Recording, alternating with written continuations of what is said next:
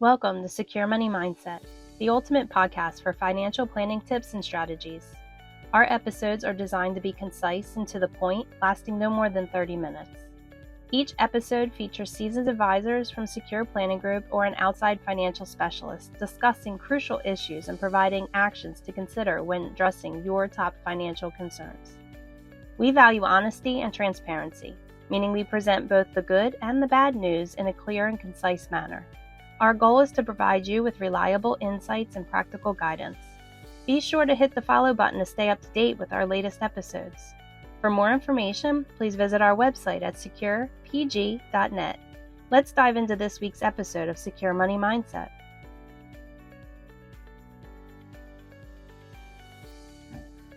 Hey everybody, and welcome back to the Secure Money Mindset podcast.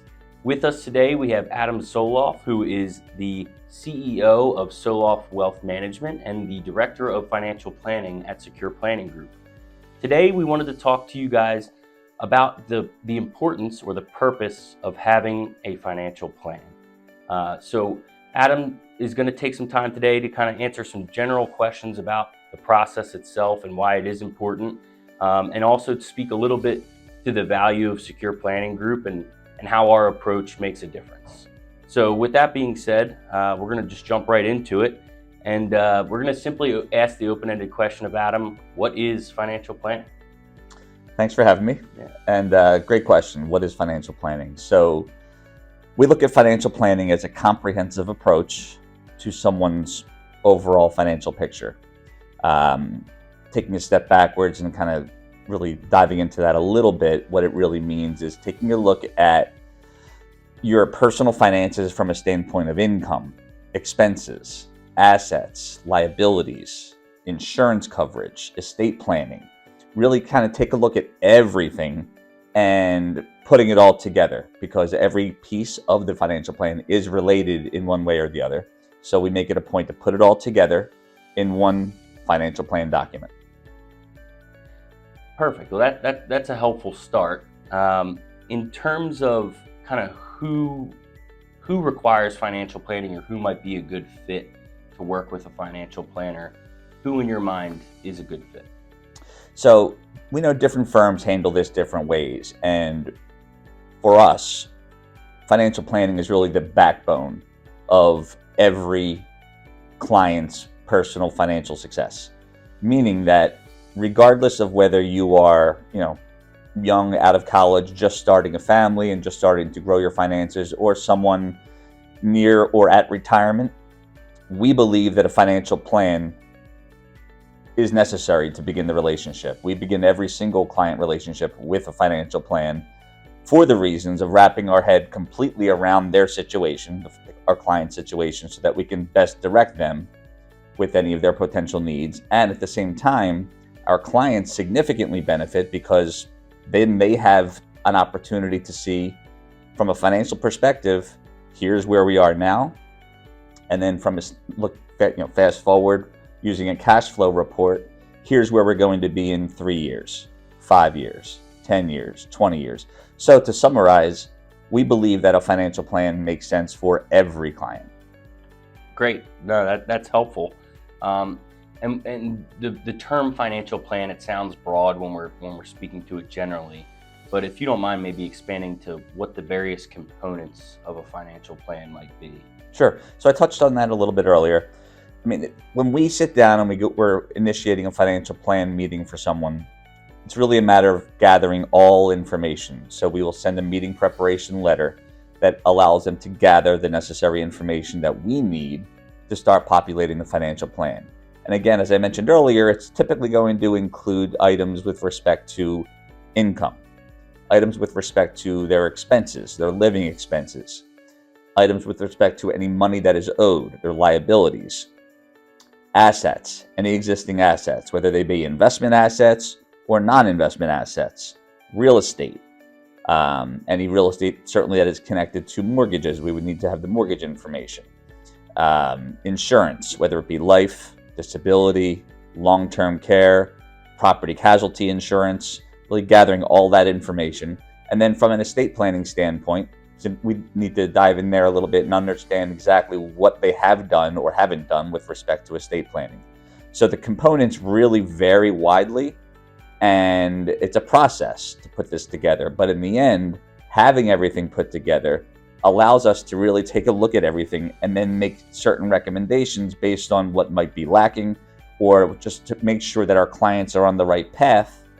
And we use the financial plan document to help sort of steer that path and help us make those certain recommendations that would be almost impossible to make if we don't know the entire broad picture.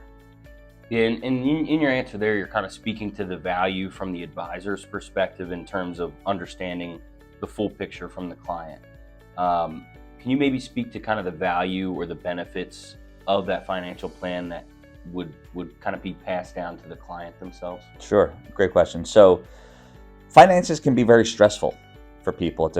I mean, this is very widely known psychologically that finances are one of the top stressors for families and for individuals. And so what we have found is that by doing the financial plan, a proper financial plan, when you gather all of that information, the good, the bad, the ugly, you put it on paper, and it allows you to then see it on paper where you are now. And we use certain assumptions for inflation and certain assumptions for growth rates. And I mention this because towards the end of the financial plan document, we will typically include a cash flow report. The cash flow report will show, here's where you are now. Based on those assumptions, here's where we expect you to be in 3 years, 5 years, 10 years, 20 years, etc. So from a standpoint of stress, oftentimes stress is caused by uncertainty. What this aims to do is remove some degree of that uncertainty by at least seeing, here's where you are, here's where you stand, and then we follow it up with, here are some action items that you can take to better your path and to get you on the right path. That's super helpful. In terms of kind of how you stay organized, can you maybe speak to kind of what the deliverable looks like in the form of, is there a document? Is there, like, how does the client follow along through the process? And then when you guys are following up and revisiting that plan, what is the tool that you're using? Sure. So there are numerous financial planning softwares that are available on the market. Some are better than others. We personally use, it's called eMoney. Mm-hmm. It was purchased by Fidelity, so it's Fidelity owns eMoney at this point. It's a great tool. Some of the benefits of it would be that it can link any outside accounts to the financial planning system. So for instance, if you have accounts at LPL, and then separately you might have accounts at Vanguard, and you have accounts at Bank of America, you have credit cards with Chase, and you have a mortgage with PNC, you have the availability to link all of that so that at any time a client can log in and see their real-time information, see their real-time balance sheet and ledger and net worth statement in real time. So clients find that very powerful. And then you guys use that same tool to kind of draft those projections and simulations and things like that. Right. So we use that same tool not only to allow the client to see exactly where they stand, but we can do projections and we can add in what ifs. Hypothetical scenario, client who's retiring and wants to move to Florida, and they would like to see what does that look like on paper. Mm-hmm. So we can put in a what if. What if they sell their $2 million house in Doylestown to buy a $5 million house in Miami? What does that look like on paper? How does that impact the financial plan? That's an exciting example. Yeah. In terms of the financial planning document, so to speak, can you maybe just speak to some of the components of that and how the client uses that, how you use it? Sure. So the deliverable, the financial plan document itself, different advisors will do it different ways. The way that we do it is the first half of the document will include the input information. So the income, the expenses, the assets, the liabilities, really all the data that goes on the input. Mm-hmm. And then the second half of the document shows the output. It'll show the balance sheet. It'll show how the estate plan plays out. It'll show the cash flow report that I keep referencing. And so really those are the two, if I'm breaking down the financial planning document into two separate main components, mm-hmm. It's the input, and then we look at the output. That makes things simple, and that's always helpful, obviously. Yeah. In terms of ongoing maintenance and kind of what that looks like once you've established the relationship with the client, build out that plan. Can you maybe just speak to that a little bit? Sure. So one of the nice things about this particular tool that we use, eMoney, is that it does update real time. So that when a client comes in for a review, a portion of the client review will always involve updating the financial plan. And then secondly, separately, we'll address and review any of their insurance or investments that we're managing. But when it comes specifically to the financial plan, really it's a matter of finding out what has changed in our clients' lives since the last time that we reviewed the plan. Mm-hmm. We make those adjustments within the financial plan document, update everything, and then look at the cash flow report and make sure that we're still on track. Perfect. I mean, it all sounds real simple, which is, again, really great for the end client. In terms of kind of like key takeaways or things that we may not have touched on yet in kind of the questioning, what would those kind of be for our listeners? I would say one of the things that I like most about doing financial planning, so I wear two hats generally. I wear a financial planning hat and an investment management hat. With investment management, it's a world that's very gray, right? I could go to an analyst from Goldman Sachs and ask his opinion of biotechs. And then I could go to a different analyst from JP Morgan, equally as intelligent. Both of them went to MIT.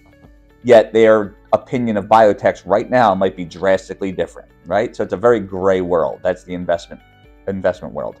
One of the main things that I like about financial planning is that it is objective, not subjective. So that was super helpful in terms of kind of summarizing kind of the key takeaways and things like that.